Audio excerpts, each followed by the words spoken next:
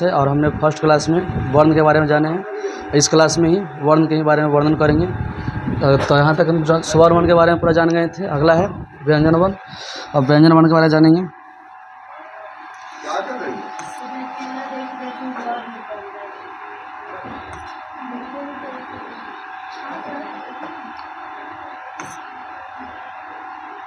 व्यंजन वर्ण कि व्यंजन वर्ण किसे कहते हैं ये पहले जानेंगे। इसका परिभाषा देखेंगे। इसका परिभाषा क्या होता है व्यंजन वर्ण का।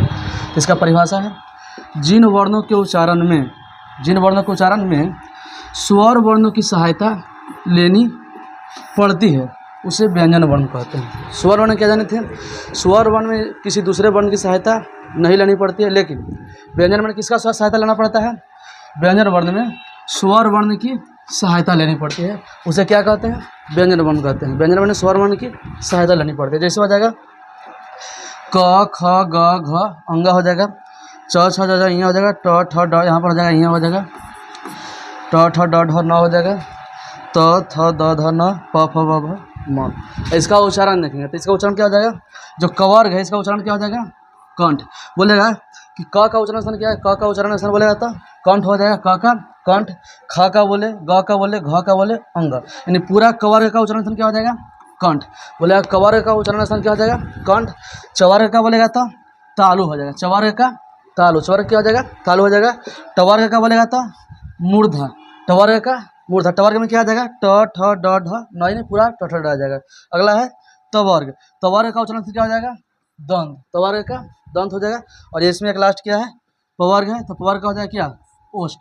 बोलेगा पवर्ग का उच्चारण क्या हो जाएगा, ओष्ठ। तो पवर्ग में आ जाएगा क्या, प फ ब भ म आ जाएगा। ठीक है, आगे देखेंगे इसकी संख्या देखेंगे व्यंजन वर्ण की, और इसमें आ जाएगा, और इसमें जाएगा क्या, य आ जाएगा, र आ जाएगा, ल आ जाएगा, व आ जाएगा, तलवी से मूर्धनी से दंडी से हा तक आ जाएगा। कवर्ग आ जाएगा, चवर्ग आ जाएगा, टवर्ग आ जाएगा, तवर्ग आ जाएगा, पवर्ग आ जाएगा।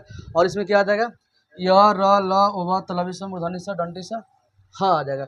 बोलेगा व्यंजन वर्ण की कुल संख्या कितनी है, इसकी कुल संख्या कितना हो जाएगा व्यंजन वर्ण का, 33 हो जाएगा। व्यंजन वर्ण की संख्या पूछेगा था 33, और स्वर वर्ण की पूछेगा था 11 हो जाएगा। स्वर वर्ण की कितना हो जाएगा 11, व्यंजन वर्ण का 33 हो जाएगा। आगे देखेंगे इसके प्रकार, इसके प्रकार जानेंगे कि व्यंजन वर्ण कितने प्रकार के होते हैं। ठीक है, व्यंजन वर्ण कितने प्रकार के होते हैं, तो व्यंजन वर्ण 3 प्रकार के होते हैं। कितने प्रकार के होते हैं, 3 प्रकार के। पहला है स्पर्श व्यंजन वर्ण, दूसरा है अंतस्थ व्यंजन वर्ण, तीसरा है उष्म व्यंजन वर्ण। बोलेगा व्यंजन वर्ण कितने प्रकार के होते हैं, तो 3 हो जाएगा। कौन कौन हो जाएगा, स्पर्श व्यंजन वर्ण, उष्म अंतस्थ व्यंजन वर्ण, अगला हो जाएगा उष्म व्यंजन वर्ण। इसमें पहला देखेंगे किसके बारे में, तो स्पर्श व्यंजन वर्ण के बारे में देखेंगे। ठीक है, पहला हो जाएगा स्पर्श व्यंजन वर्ण।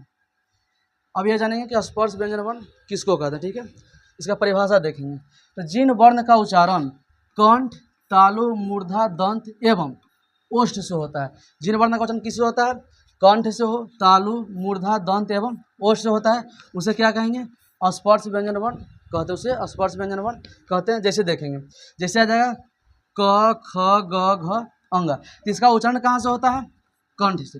ये किस में आ रहा है, ये आ गया स्पर्श व्यंजन। अगला है च छ ज झ यहाँ हो जाएगा, तो इसका उच्चारण स्थान हो जाएगा तालु। आगे है ट ठ ड ढ न, इसका उच्चारण क्या हो जाएगा, मूर्धा हो जाएगा। तवर्ग का उच्चारण स्थान मुर्गा, ये पीछे भी देखें तो व्यंजन वर्ण में। ठीक है, आगे है तवर्ग, तवर्ग में त थ द ध न, इसका हो जाएगा दंत, इसका क्या हो जाएगा, दंत हो जाएगा।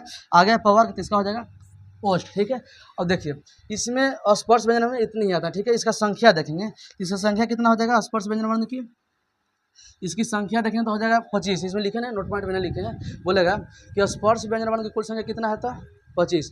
बोले अब वर्णों की संख्या कितनी है, तो कितना हो जाएगा, 44 हो जाएगा। और बोलेगा हिंदी में कुल वर्णों की तो 52, हिंदी में कुल वर्णों की बोलेगा था 52।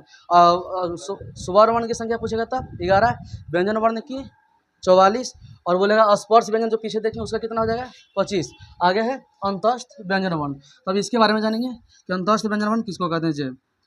अब जानेंगे कि स्पर्श व्यंजन अंतस्थ व्यंजन वर्ण किसको कहते हैं, यानी अंतस्थ व्यंजन वर्ण का परिभाषा देखेंगे किसे, इसका परिभाषा क्या होता है। इसका परिभाषा हो जाए क्या, कि जिन वर्णों का उच्चारण जीभ, तालु, दांत और ओठों के परस्पर सटने से होता है। इसका परिभाषा क्या हुआ कि जिन वर्णों का उच्चारण जीभ, तालु, दांत और ओठों के परस्पर सटने से होता है, उसे क्या कहते हैं, उसे अंतस्थ व्यंजन वर्ण कहते हैं। उसे क्या कहेंगे? अंतस्थ व्यंजन वर्ण कहते हैं। जैसे आ जाए क्या? लेकिन। यहाँ पर देखिए लेकिन लिखे क्या कि लेकिन कहीं भी पूर्ण रूप से स्पर्श नहीं होता। जब हम अंतस्थ व्यंजन वर्ण बोलते हैं ना, तो इसके उच्चारण में कहीं भी पूर्ण रूप से स्पर्श नहीं होता। जैसे हम बोले इसमें क्या बोलेंगे? जैसे बोले य र ल ओवा, ये सब ये जो य र ल ओवा जो बोले, इसको बोलने में हमारा जीव कहीं भी पूर्ण रूप से स्पर्श नहीं करता। यही लिखे हैं कि ये कहीं भी पूर्ण रूप से स्पर्श करता नहीं। ठीक है, ये अंतस्थ में, ये किस में आ गया? अंतस्थ में। बोलेगा अंतस्थ व्यंजन वर्ण की कुल संख्या कितना है? 4। अंतस्थ व्यंजन वर्ण की कुल संख्या 4। और स्पर्श से पूछेगा था 25। स्पर्श का कितना हो जाएगा? 25 हो जाएगा। अंतस्थ का 4 हो जाएगा। अब इसके बाद क्या है? अगला देखेंगे। अगला है उसमें व्यंजन वर्ण। तीसरा पॉइंट क्या है? उसमें व्यंजन वर्ण। तब ये जानेंगे कि उसमें व्यंजन वर्ण का परिभाषा क्या होता है। तो इसका परिभाषा हो जाएगा जिन वर्णों के उच्चारण में घर्षण से ऊष्मा उत्पन्न होता है। जिन वर्णों के उच्चारण में घर्षण से क्या उत्पन्न हो? ऊष्मा उत्पन्न होता है, उसे क्या कहते हैं? उसमें व्यंजन वर्ण कहते हैं। जब ऊष्मा उत्पन्न होता है उसे क्या कहेंगे? उसमें व्यंजन वर्ण कहते हैं। जैसे क्या आ जाएगा?